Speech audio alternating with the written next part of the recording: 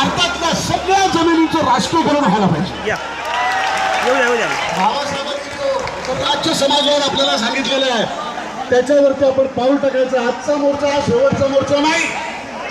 आजचा मोर्चा एका महायुद्धाची सुरुवात आहे आणि त्याच्यामध्ये आपण सामील झालेलो आहोत.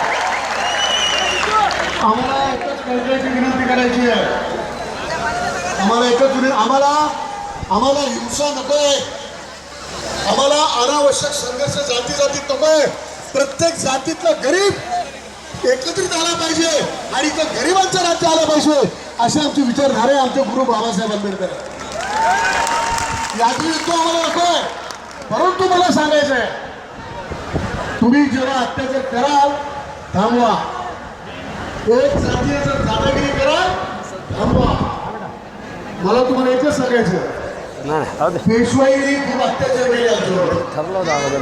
गाड्याचं काम सुद्धा आम्हीच केलं नाही.